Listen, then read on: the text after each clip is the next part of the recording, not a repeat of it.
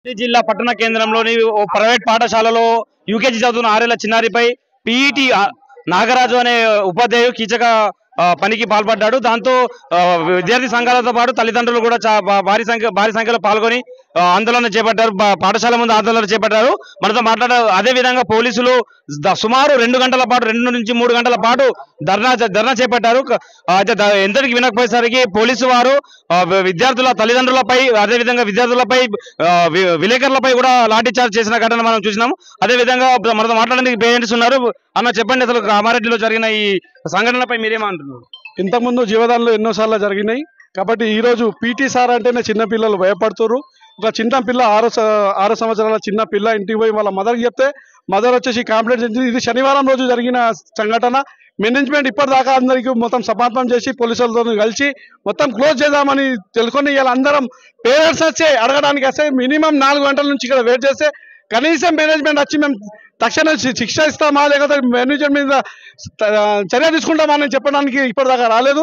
రేపు కామారెడ్డికు బంద్ పిలిపిస్తున్నామని అందరూ వాణిజ్య సంస్థ వాళ్ళు, అందరూ స్కూల్స్ మేనేజ్మెంట్ అందరూ దీనికి సహకరించాలని మేము కోరుకుంటున్నాం.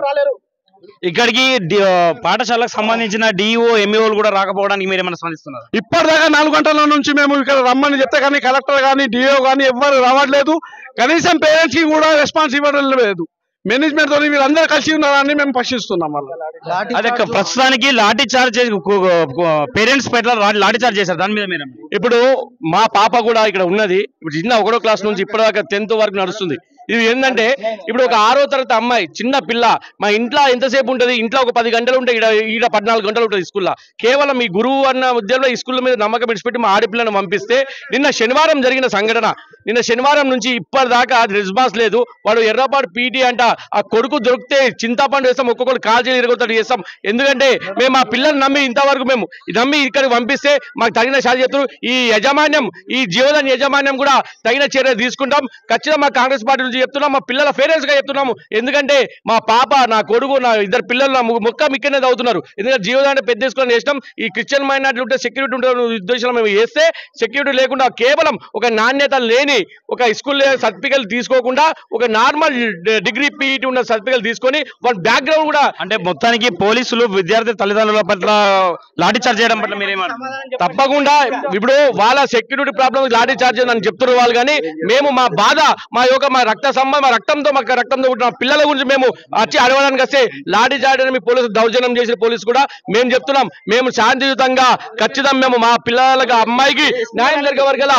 ఇంకోటి ఇప్పటిదాకా డిఈఓ రాలేదు, డిస్ట్రిక్ట్ ఎడ్యుకేషన్ ఆఫీసర్ రాలేడు, డిఈఓ రాలేడు. వాళ్ళ పని కూడా చర్య తీసుకుంటాం. ఎస్పీ కానీ డిఓ కానీ ఎంఈఓ కానీ ఎవరు ఇప్పటిదాకా రాలేరు. ఖచ్చితంగా చెప్తున్నాం, మాకు న్యాయం జరిగే వరకు, ఆ పిల్లకు న్యాయం జరిగే వరకు, అమ్మాయికి న్యాయం జరిగే వరకు ఖచ్చితంగా ధర్నా చేస్తాం. దాంతో పాటు యజమాన్యం కూడా బయటకు వచ్చి విశ్లేషణ ఇవ్వాలి. లేని పక్షంలో మేము ఇక్కడ కదిలే లేదు. ఖచ్చితంగా ఇదే స్కూల్లో కూర్చుంటాం. లాఠీ చార్జీ చేస్తారా ఇంకేమైనా చూసుకున్నాం. ఇక్కడ కదిలే పరిస్థితి లేదు. ఏదేమైనప్పటికీ కామారెడ్డి జిల్లాలో మాత్రం ఉధృతంగా వాతావరణం జరుగుతుంది. ఇక్కడ చూస్తున్నాం తల్లిదండ్రులు ఖచ్చితంగా అతనిపై కఠిన చర్యలు తీసుకోవాలని చెప్పేసి, అదేవిధంగా గుర్తింపును కూడా రద్దు చేయాలని చెప్పేసి, పాఠశాల గుర్తింపును రద్దు చేయాలని చెప్పేసి వాళ్ళు డిమాండ్ చేస్తున్నారు. విద్యార్థుల తల్లిదండ్రులపై లాఠీ చార్జ్ చేసేందుకు వాళ్ళు ఖండిస్తూ రేపటికి కామారెడ్డి బంద్కు పిలుపునిచ్చారు. కెమెరా పర్సన్ ప్రవీణ్ తో రజాక్, కామారెడ్డి నుంచి.